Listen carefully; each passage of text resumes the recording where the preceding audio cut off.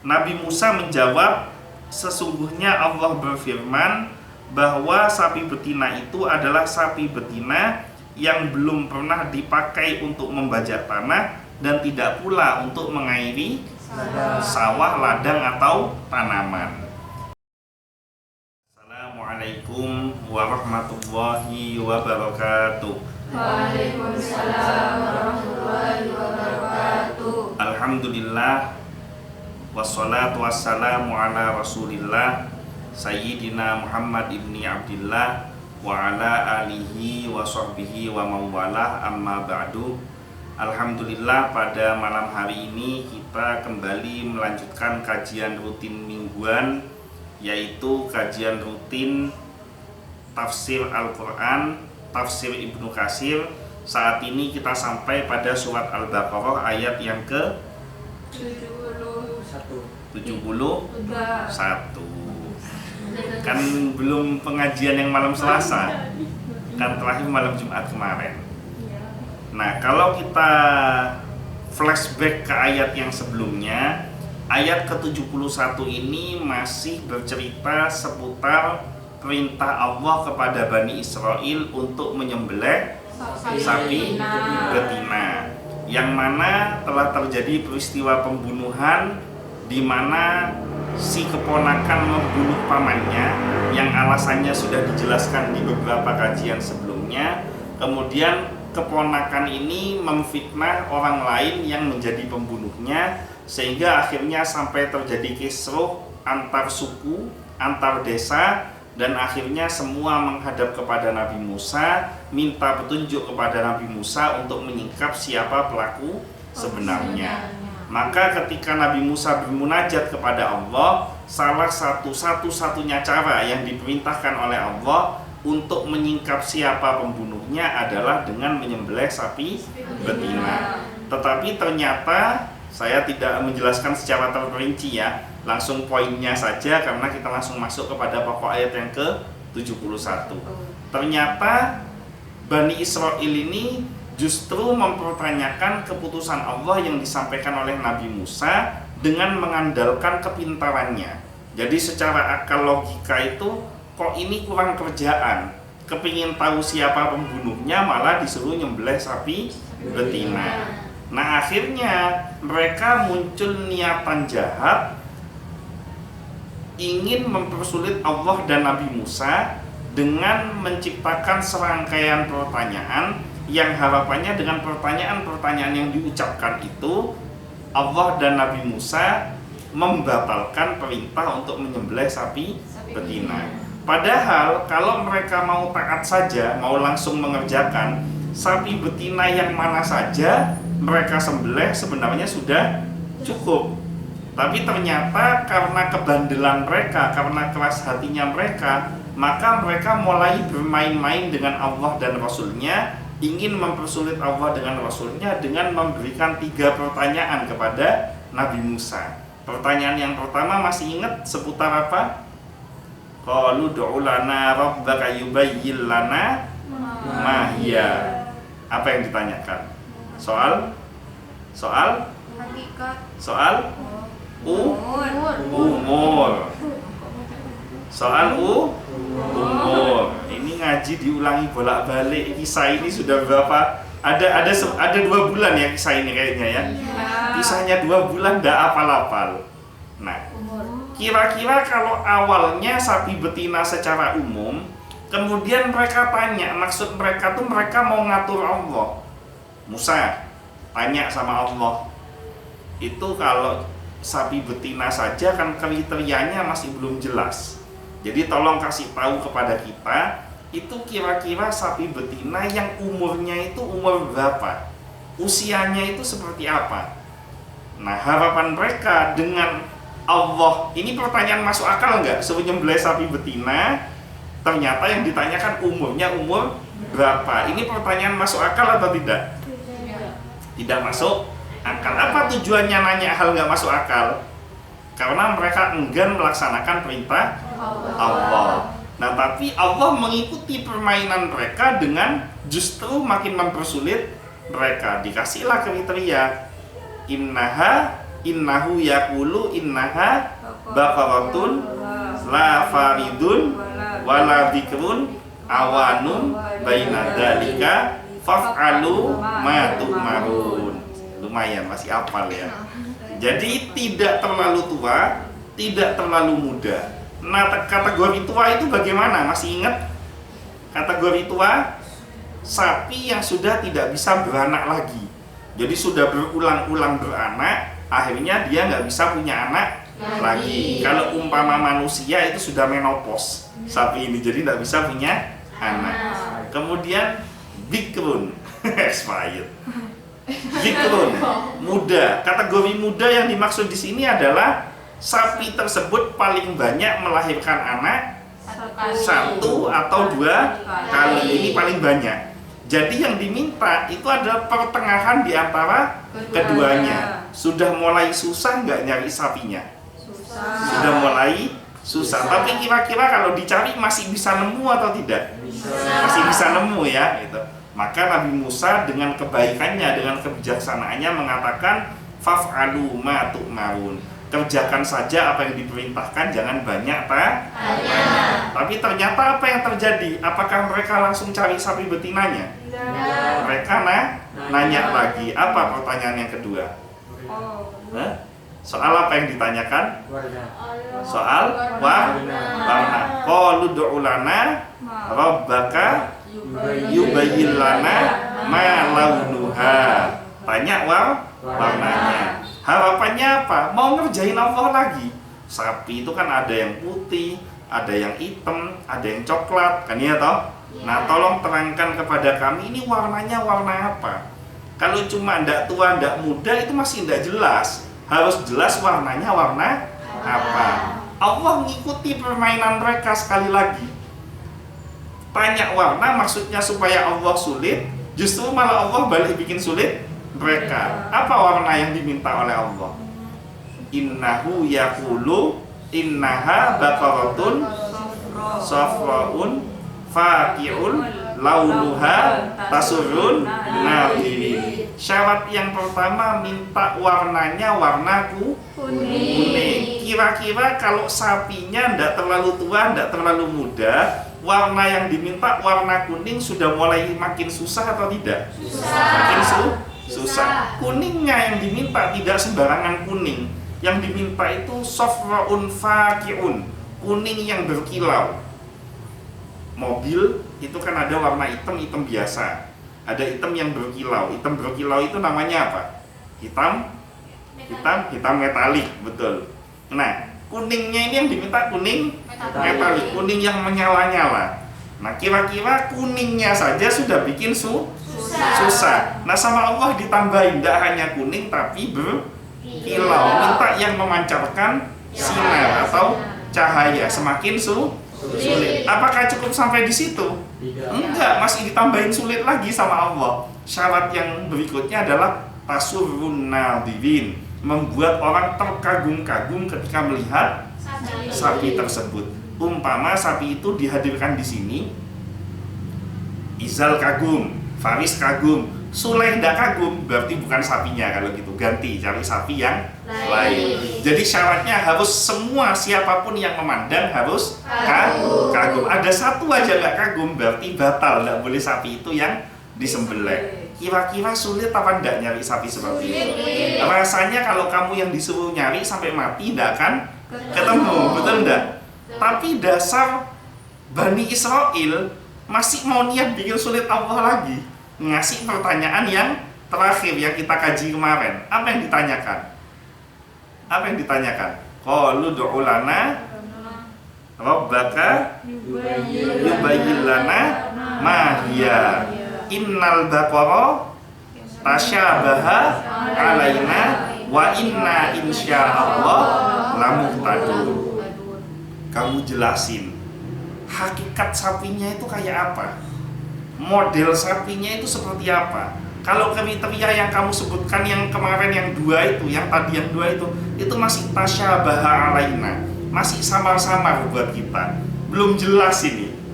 Coba kamu bayangkan, ini betapa ngawurnya bangsa Israel sudah dibikin sulit, masih berusaha untuk menghindar dari perintah Allah. Nah, selamatnya, untungnya mereka sempat keceplosan ngomong wa inna insyaallah lamuhtadun. Gara-gara kalimat insyaallah itulah akhirnya mereka menemukan sapi betina yang diminta oleh Allah. Nanti kita akan kaji. Sekarang kita masuk di dalam surat Al-Baqarah ayat yang ke-71. A'udzu billahi minasyaitonir rajim. Bismillahirrahmanirrahim. Qala innahu yaqulu innaha baqaratun la dzalulun tuthirul arda wa la taskil harf musallamatul la syiyata fiha qalul ana ji'ta bil haqqi fadzabahuha wa ma kadu yaf'alun.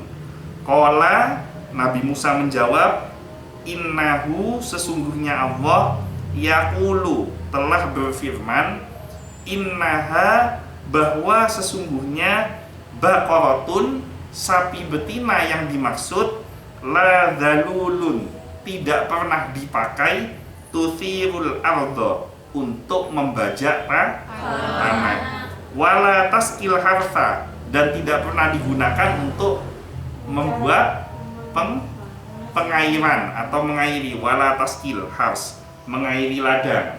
Musallamatun, ada yang tahu arti musallamatun itu apa? Musallamatun, tidak ada cacatnya. La syiyata fiha, warnanya tidak boleh ada belangnya. Jadi kuning itu harus kuning total, kuningnya itu kuning mulus, tidak boleh ada satu titik aja warna di luar kuning. Qalu, Bani Israel menjawab, al-ana, sekarang, jita, kamu telah menerangkan, bil haqqi, kepada kami dengan keterangan yang sebenar-benarnya, yang sejelas-jelasnya. Fadzabahuha, maka kemudian mereka menyembelihnya, wa makadu yaf'alun, dan hampir saja mereka tidak dapat mengerjakannya atau melaksanakannya. Oke. Kita mulai bahas secara terperinci kalimat demi kalimat yang ada di dalam surat Al-Baqarah ayat ke-71. Ini masih ingat nggak yang dikaji ini kitab tafsirnya tafsir apa?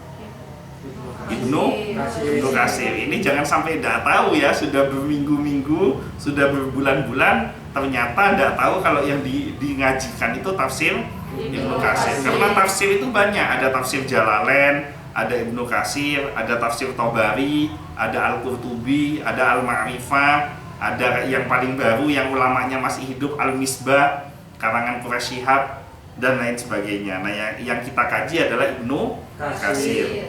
Kita mulai kaji kalimat demi kalimat. Qala innahu yaqulu innaha baqaratul la dzalulun tuthirul arda wa la taskil hartha. Nabi Musa menjawab, sesungguhnya Allah berfirman bahwa sapi betina itu adalah sapi betina yang belum pernah dipakai untuk membajak tanah dan tidak pula untuk mengairi sawah, ladang atau tanaman. Nah, jadi yang dimaksud adalah sapi betina tersebut bukan sapi betina yang dipersiapkan untuk membajak tanah. Rata-rata orang kalau punya sapi itu pasti akan dipekerjakan, betul enggak? Orang kalau punya sapi kan akan dipekerjakan, kalau tidak diternak ya dipekerjakan. Tidak pula dipersiapkan untuk mengangkut air guna pengairan, melainkan sapi betina yang dipelihara sebagai hewan kesayangan dalam keadaan sehat, utuh, lagi tiada bercacat. Kamu bayangkan, sudah umurnya ditentukan, warnanya bukan sembarang warna, terus disuruh nyari sapi yang bukan dipekerjakan, tapi sapi yang diperlakukan sebagai binatang peliharaan. Jadi yang disayangi, kayak orang melihara kucing, ya kan, disayangi, disiapkan makannya. Kemudian kadang-kadang bosnya tidak tahu minum susu, kucingnya dikasih minum susu. Yang melihara burung, ya kan, bosnya tidak makan anggur, burungnya dikasih makan anggur. Bosnya tidak pernah minum larutan, burungnya dikasih minum larutan supaya warnanya supaya ininya suaranya bermerdu ya kan. Nah, ini sapi yang diminta bukan sapi yang dipekerjakan, tapi sapi yang benar-benar dipelihara sebagai hewan kesayangan. Ayo sekarang umpama ini terjadi sekarang, siapa yang bisa nemu warnanya tidak usah macam-macam, umurnya tidak usah macam-macam. Sapi yang mana saja tidak apa-apa, tapi syaratnya sapi yang dipelihara sebagai hewan kesayangan. Kamu tahu maknanya hewan kesayangan? Orang kalau saking sayangnya, sayang sama kucing, sampai makan berdua sama kucing, tidur berdua sama kucing. Bener nggak? Ada nggak? Ada. Ya, ada nggak orang melihara sapi saking sayangnya makan berdua dengan sapi, tidur berdua dengan sapi? Ada sih tidur di kandang tak kayak kecok. Tapi yang benar-benar peliharaan kesayangan itu hampir tidak ada, bahkan mungkin tidak ada sama sekali. Dan inilah cara Allah untuk menghina Bani Israel. Jadi mereka seolah-olah ingin mempersulit Allah, tapi ternyata Allah mencela mereka dengan mengikuti permainan mereka, dan akhirnya mereka jadi sulit dengan permainannya sendiri. Abdul Razak meriwayatkan dari Ma'mar dari Qatadah bahwa musallamah artinya tidak bercacat. Jadi kalau ada perempuan namanya musallamah artinya tidak cacat. Ada nggak yang namanya musallamah? Ada. Pernah ketemu nggak orang namanya musallamah? Ada. Tidak pernah. Saya pernah ketemu di Banyuwangi. Ada orang namanya musallamah. Itu tidak ada cacatnya. Tidak ada cacatnya beneran memang. Usianya sampai 100 tahun lebih. Sekarang sudah wafat. Itu namanya musallamah. Hal yang sama dikatakan pula oleh Abul Aliyah dan Ar-Rabi'. Mujahid mengatakan musallamah artinya bebas dari belang, yakni tidak ada belangnya. Jadi kuningnya itu kuning mulus, berkilau-kilau, tidak boleh ada belangnya walaupun hanya satu titik. Kalau ada satu titik aja maka batal, tidak boleh dijadikan sapi yang disembelih untuk menemukan siapa pembunuhnya. Al-Khurasani mengatakan bahwa musallamah artinya, nah ini lebih spesifik lagi, semua kaki dan seluruh tubuhnya mulus bebas dari belang. Biasanya yang warnanya terjadi gradasi itu kan di kaki biasanya kan, ya kan, warna binatang tuh biasanya di kaki, khususnya sapi itu di kaki warnanya kan terjadi gradasi biasanya. Nah ini tidak boleh ada gradasi sedikit pun. Jadi dari kakinya, tubuhnya, badannya semuanya betul-betul sama warnanya, tidak boleh ada bedanya sedikit. Belang aja tidak boleh, apalagi kotoran ya. La syata fiha, tiada warna lain pada kulitnya selain dari warna kuning, yakni tidak ada belangnya. Jadi makna la syata fiha itu tidak ada warna lain selain warna kuning atau nggak ada belangnya. Menurut Mujahid, la syata fiha artinya tidak ada warna putih dan hitam, yakni tidak berbelang. Abul Aliyah, Ar-Rabi', Al-Hasan dan Qatadah mengatakan la syata fiha artinya tidak ada belang putihnya. Ada tambahan putihnya, karena kalau belang itu kalau tidak hitam ya putih. Kalau terdapat pada hewan ya. Ata Al-Khurasani atau Al-Khurasani mengatakan bahwa la syata fiha warnanya hanya satu dan tua. Jadi kuningnya itu kuning tua yang menyala-nyala. Telah diriwayatkan dari Atiyah Al-Aufi, Wahab ibnu Munabbih dan Ismail ibnu Abu Khalid hal yang semisal. As-Saddi mengatakan la syata fiha artinya tidak ada belang putih, belang hitam dan belang merahnya. Semua makna yang telah disebutkan di atas hampir sama maksudnya. Tetapi ada sebagian ulama yang menduga bahwa firman Allah innaha baqaratul la dzalulun, bahwa sapi betina itu adalah sapi betina yang belum pernah dipakai. Artinya sesungguhnya sapi betina itu adalah sapi betina yang tidak dipersiapkan untuk dipekerjakan. Jadi memang keberadaan sapi itu memang betul-betul tidak disiapkan untuk dipekerjakan atau diternakkan. Jadi murni memang hewan kesayangan yang dipelihara. Kemudian lafaz selanjutnya dianggap sebagai kalimat baru, yaitu firman-Nya tusirul ardo, untuk membajak tanah. Ardo itu artinya tanah. Ardo. Kalau jadi harfun jar ardi itu artinya tanah, ya. Yakni dipekerjakan untuk membajak tanah, hanya sapi betina tersebut tidak dipakai untuk mengairi tanaman atau sawah. Pendapat ini lemah karena lafaz nadalulun belum pernah dipakai, ditafsirkan oleh firman selanjutnya yaitu tuthirul ardo, untuk membajak tanah, yakni sapi betina itu tidak dipersiapkan untuk membajak tanah, tidak pula untuk mengairi tanaman. Demikian menurut ketetapan Al-Qurtubi dan lain-lainnya. Jadi kalau ngaji tafsir itu seperti itu, kata demi katanya itu masing-masing ulama menjelaskan. Kalimat la dalulun tufirul ardo, ulama ini maknanya begini, ulama ini maknanya begini, dan mereka pun tidak ngawur ketika memaknai, pasti ada sumbernya. Makanya kemarin yang saya bahas sama Faris dan Pak Teguh waktu pulang dari pengajian, orang zaman sekarang ini kan kebanyakan gaya. Orang zaman sekarang itu kan dikit-dikit kan, ini menurut saya ini hukumnya haram, menurut saya ini enggak benar. Banyak kan orang mengatakan menurut saya, padahal dalam ilmu agama tidak boleh mengatakan menurut saya, harus ada sumbernya. Dari mana sumbernya kamu mengatakan hukum tersebut? Ya contohnya dalam tafsir Al-Quran ternyata kan tidak sesimpel yang kalian bayangkan. Orang Quran terjemah aja belum tentu dibaca, ya kan, apalagi baca tafsir Qurannya. Habis gitu sedikit-sedikit sok berdalil, sedikit-sedikit ini hukumnya haram ini. Itu nangis bulan puasa, batal itu puasanya. Ada nggak yang ngomong gitu? Nah, itu dalilnya dari mana itu coba, ya kan? Itu pokoknya kalau imsak sirine bunyi, tidak boleh makan lagi itu sudah. Kalau waktunya puasa. Ada nggak yang gitu? Padahal adzan subuh baru tidak boleh makan. Tapi orang imsak makan celegen cepet-cepet berhenti karena sudah dianggap tidak boleh makan. Nanti insya Allah ada kajian tersendiri itu. Saya lanjutkan. Kalimat selanjutnya setelah tusirul ardo wala taskil harsa musallamatul la syiyata fiha. Kalimat selanjutnya apa? Qalul ana ji'ta bil haqqi.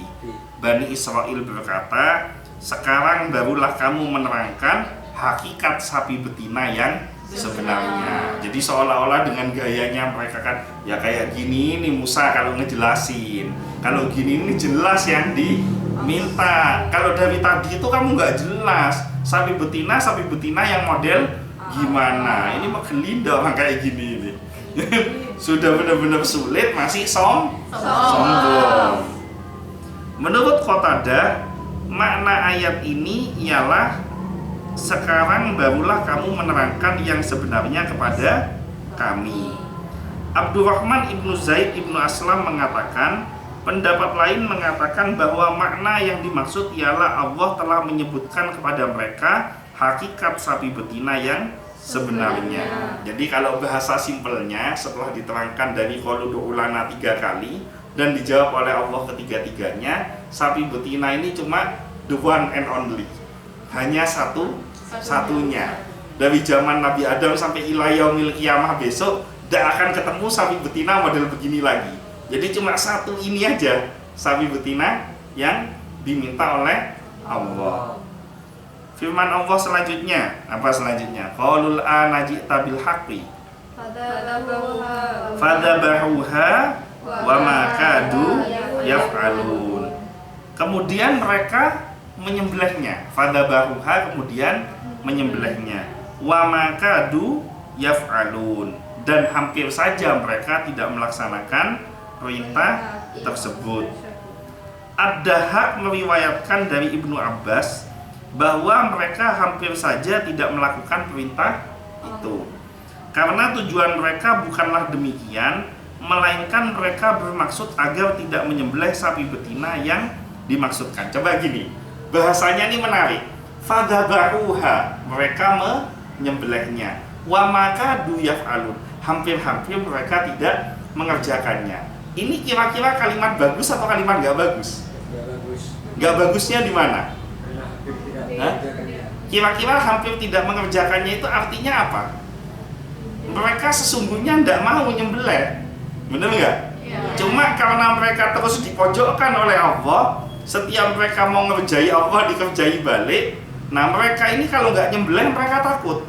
Kenapa? Karena sudah punya pengalaman di ayat-ayat yang sebelumnya, di mana Bani Israel berulang-ulang mendapatkan hukuman dari Allah karena suka menentang perintah Allah. Apa saja yang pernah hukuman ditimpakan kepada Bani Israel di ayat-ayat yang sebelumnya yang kita kaji? Monyet. Hah? Dikutuk jadi monyet. Terus apa lagi? Disambar, disambar petir, kemudian Mati. dihukum saling Saling membunuh. Nah mereka takut dihukum ini, gitu loh. Karena takutnya itu akhirnya mereka nyari kesana kemari ya tidak ketemu. Nah akhirnya mereka teperepek. Apa itu teperepek itu? Bertemu. Teperepek itu apa? Tidak sengaja ketemu, betul ya? Jadi mereka itu nyari tanpa arah, tanpa tujuan. Menurut riwayat itu 40 tahun mereka mencari, tidak ketemu. Terakhir mereka teperepek, akhirnya ketemu. Lah ketemu ini apa penyebabnya kok bisa ketemu? Insya Allah. Karena kalimat insya Allah. Jadi kalimat insya Allah itu walaupun akeje, walaupun niatnya itu hanya ngeledek atau tidak serius, tapi akan mendatangkan pertolongan Allah. Makanya kamu kalau punya utang, tambahi kalimat insya Allah. Kapan kamu mau bayar? Insya Allah bulan depan. Tapi insya Allah yang ngutangi tidak percaya. Kalau kamu bilang insya Allah. Tapi kalimat insya Allah itu memberikan kemudahan kalau diyakini di dalam hati. Orang Bani Israel aja tidak yakin ada kemudahan. Teperepek ketemu sapi yang dimaksud. Sapinya masih ingat sapinya siapa? Seorang pemuda yang berbakti kepada orang tuanya. Nah sapi ini akhirnya dijual harga berapa? Seberat sapi. Berat sapi tersebut. Jadi disuruh membayar dengan emas yang beratnya emas itu sama dengan berat sapinya. Kaya raya nggak kira-kira? Kaya. Sapinya 200 kilo, emasnya 200 Kilo. Kaya nggak? Kaya. Kok bisa kaya kenapa? Barokah berbakti kepada orang tuanya. Jadi terperepek karena kalimat insya Allah, akhirnya mereka mengeluarkan biaya yang sangat banyak. Fadzabahuha, mereka menyembelihnya. Wa makadu yaf'alun, hampir-hampir saja mereka tidak menyembelihnya. Hampir itu ada dua maknanya. Pertama, karena harganya terlalu mahal, maka mereka hampir tidak bisa menyembelihnya. Yang kedua, karena mereka ada keengganan. Nah yang kedua ini yang jelek. Sama dengan begini, itu orang itu punya utang sama saya, akhirnya dia membayarnya. Sampai di sini bagus nggak? Bagus nggak? Dia punya utang, dia bayar utangnya ke saya. Tapi kalau ditambahi belakangnya, dia punya utang, dia bayar ke saya, hampir aja dia nggak mau bayar. Jelek atau bagus kalau gini? Jelek. Kalau dijabarkan lagi, lebih gamblang lagi, ini orang punya utang, bayar sih. Bayarnya itu gara-gara setiap saya nyari dia nggak mau bayar. Akhirnya saya bawain polisi, begitu polisi datang akhirnya dia mau bayar. Jadi statusnya dia membayar, tetapi hampir aja dia nggak bayar. Nah persis kayak Bani Israel. Fadzabahuha, dia nyembelih. Wa makadu yaf'alun, tapi hampir aja dia nggak nyembelih. Coba dia nggak punya pengalaman teman-temannya, nenek moyangnya dihukum sama Allah, mungkin dia nggak akan nyembelih. Karena cuma takut kualat dihukum sama Allah, akhirnya mereka nyembelih. Oke, paham ya? Ini kamu kalau cuma baca Quran terjemah nggak akan paham makna fadzabahuha wa makadu yaf'alun. Gunanya ngaji tafsir itu betul-betul memahami apa konteks dari ayat tersebut. Ya, saya lanjutkan. Tumben semangat semua, tidak ada yang ngantuk ini. Biasanya ada yang ngantuk ya. Dengan kata lain, setelah ada penjelasan, tanya jawab dan keterangan ini, mereka tidak juga menyembelihnya kecuali setelah susah payah. Di dalam ungkapan ini terkandung arti celaan yang ditujukan kepada mereka.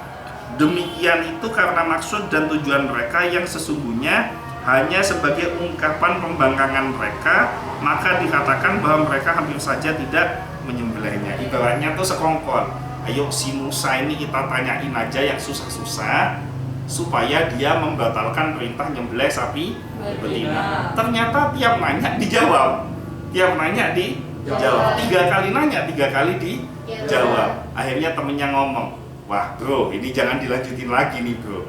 Kalau dilanjutin lagi nih, kita makin lama nggak bisa nyembelih. Nah, kalau kita udah nggak nyembelih, ingat nggak dulu teman-teman kita, nenek moyang kita udah ada yang jadi monyet, udah ada yang disambar petir, ada yang saling hukum, saling membunuh. Jadi daripada kita jadi susah, mending nurut aja lah, diikutin aja. Bukan takut sama Allah, tapi takut kena sanksi. Ya sama lah kayak kamu kurang lebih.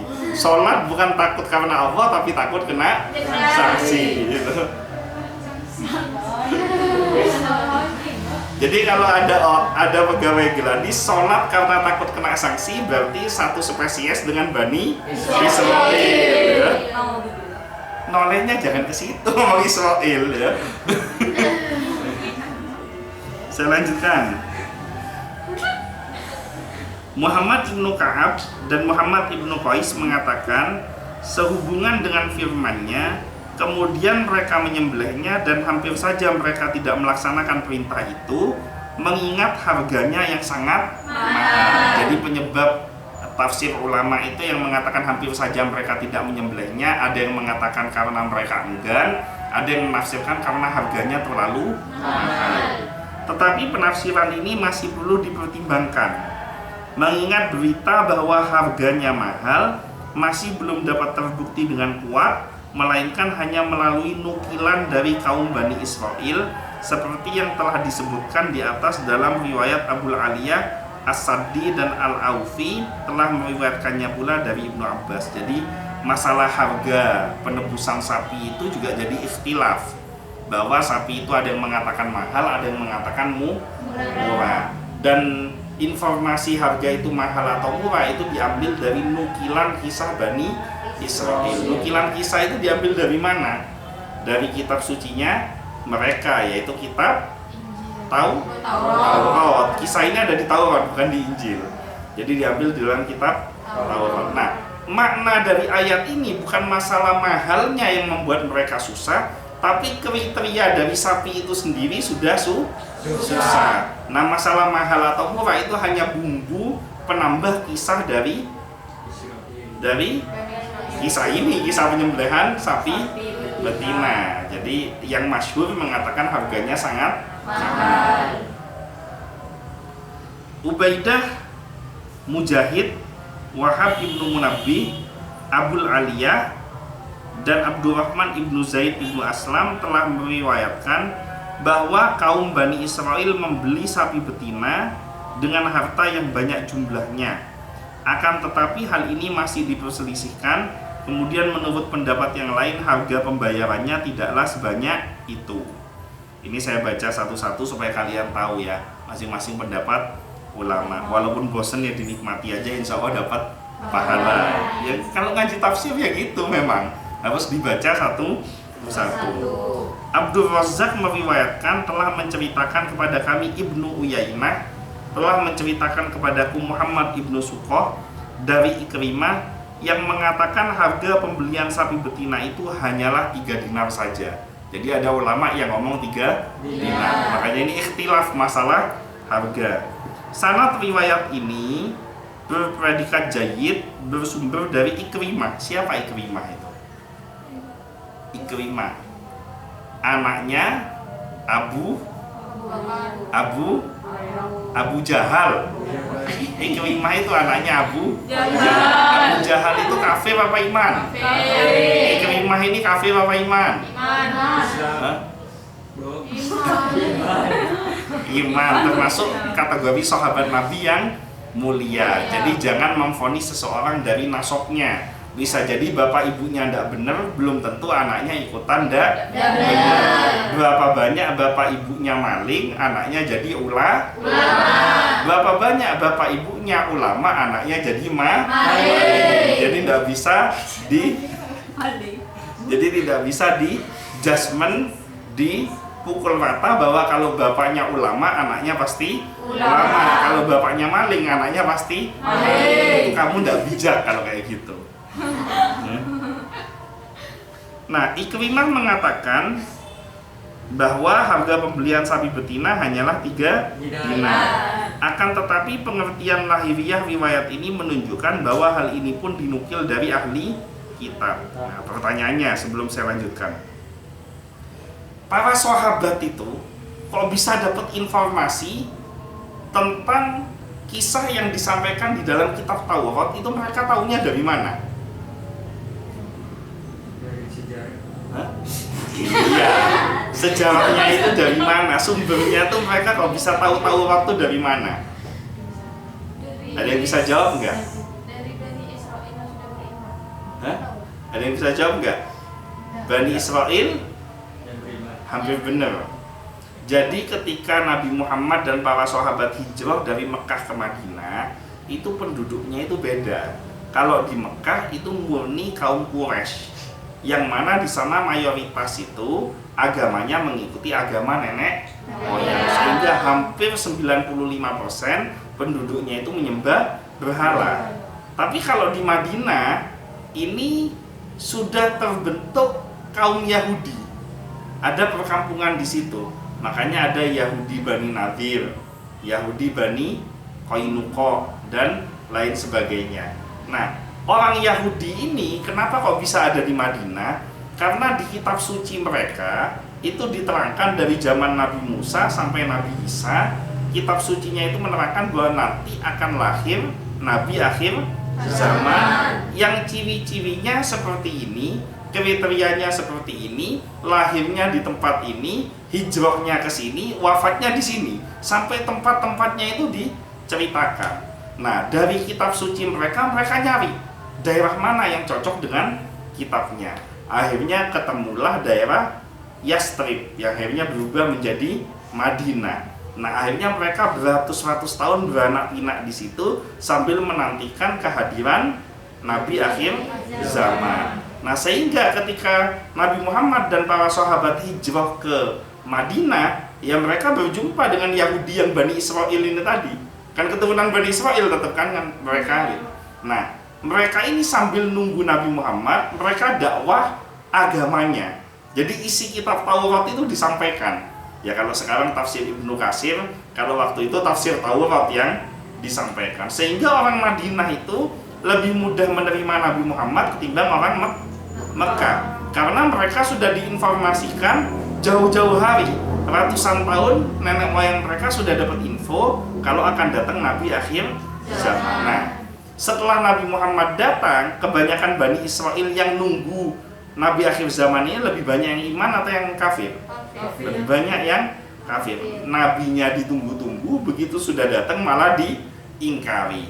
Nah, walaupun diingkari kan kitab Taurat kan sudah beredar di Madinah. Nah, sahabat yang hijrah dari Mekah ke Madinah maupun orang-orang di Madinah yang memeluk agama Islam yang jadi sahabat Nabi juga, mereka itu sudah mendapatkan informasi dari kitab Taurat. Makanya kenapa mereka bisa menafsirkan, oh kalau firman ayatnya begini, ini di Taurat itu ada ayatnya bunyinya seperti ini.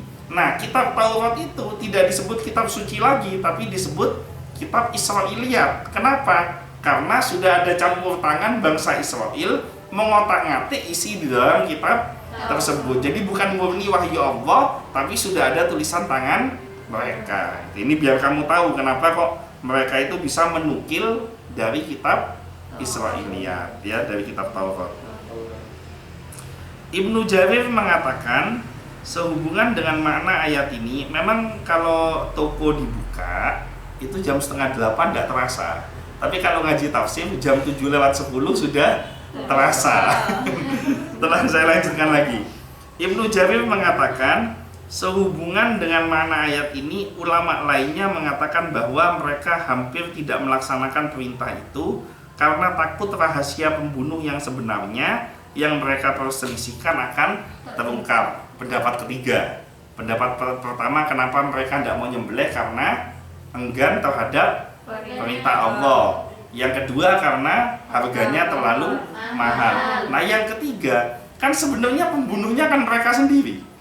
Kan kisahnya kan sebelumnya kan mereka yang memfitnah, mereka yang ngadep ke Nabi Musa. Jadi mereka tidak mau mengerjakan karena mereka tahu kalau Nabi Musa melaksanakan perintah Allah, keajaiban pasti akan terjadi. Seperti kisah tongkatnya Nabi Musa yang dipukulkan ke laut, kemudian terbelah menjadi jalan, dipukulkan ke batu, keluar sumber mata air. Jadi mereka takut kalau nyembelih pembunuhnya akhirnya ketahuan. Jadi itu tiga pendapatnya kenapa mereka enggan. Riwayat ini tidak disandarkan kepada seorang pun oleh perawi. Kemudian Ibnu Jarir memilih pendapat yang benar dalam masalah ini, ialah mereka hampir tidak melaksanakan perintah itu karena harganya terlampau mahal, juga karena takut rahasia mereka terungkap. Akan tetapi pendapat ini pun masih perlu dipertimbangkan dan pendapat yang benar hanya Allah yang maha mengetahui. Itu seorang ulama tafsir saja ditutup setelah menurut pendapat ini begini, pendapat ini begini, pendapat ini begini. Setelah disampaikan semua pendapatnya ditutup dengan hanya Allah yang mengetahui kebenarannya. Sekarang ini kan banyak orang gaya kan, menurut pendapat saya ini sudah paling benar ini. Tapi ulama yang luar biasa alim mengatakan bahwa yang paling benar adalah pendapatnya Allah. Pendapat saya bisa salah. Ialah seperti apa yang telah disebutkan di atas dalam riwayat Ad-Dahak dari Ibnu Abbas, menurut pengarahan kami hanya kepada Allah lah kami memohon taufik. Terakhir ini ada kesimpulan hukum dari kitab ini soal masalah hukum fikih. Ini penting supaya kamu paham. Ayat ini yang mengandung pembatasan sifat-sifat atau spesifikasi sapi betina tersebut hingga bentuknya tertentu atau jelas ciri-cirinya yang sebelum itu masih bersifat mutlak, menunjukkan sah melakukan transaksi salam. Tahu transaksi salam itu apa? Salam, pesanan. Tahu nggak? Transaksi salam. Ya benih salaman. Ini bahasa kita, benih bahasa Madura. Saya punya kambing, kan? Saya punya kambing, sepasang laki perempuan. Nah kemudian saya bekerja sama dengan Faris. Faris disuruh melihara kambing saya. Itu apa Maduranya? Ngalah keduen, betul ya?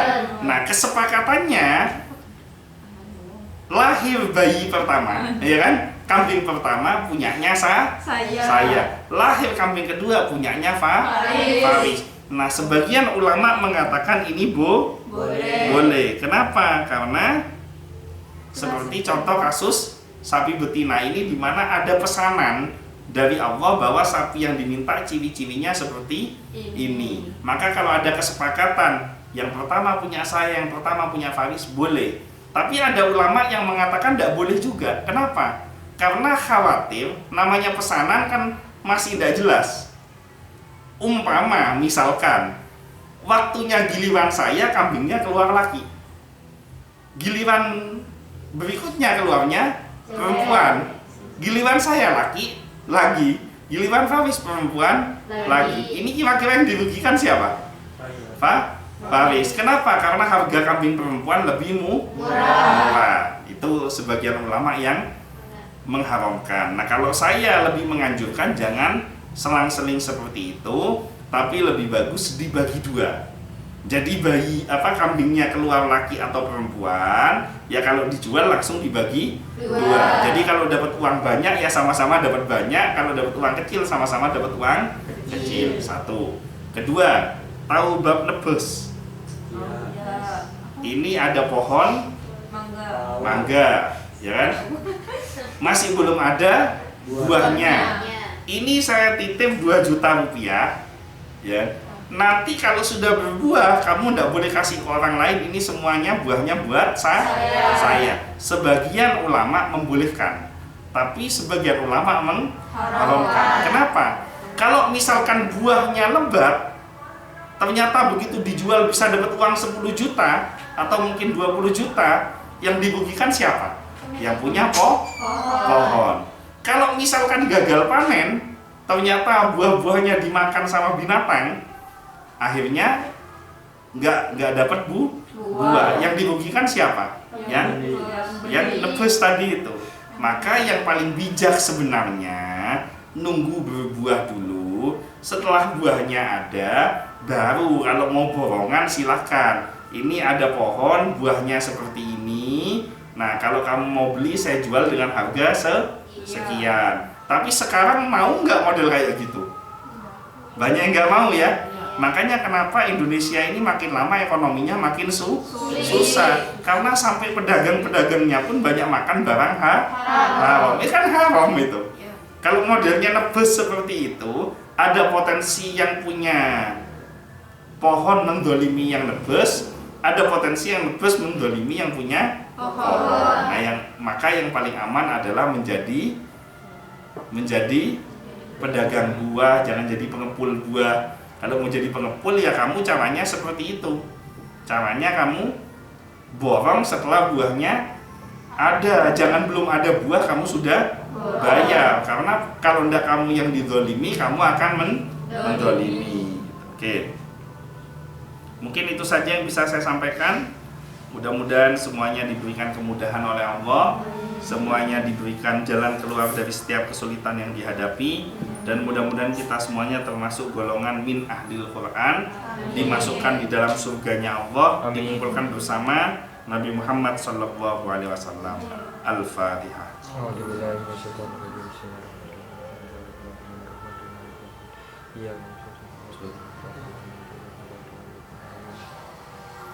Sekian dari saya, kurang lebihnya mohon maaf. Wallahul muwaffiq ila aqwamit thoriq. Wabillahi taufiq wal hidayah. Wassalamualaikum warahmatullahi wabarakatuh. Waalaikumsalam warahmatullahi wabarakatuh.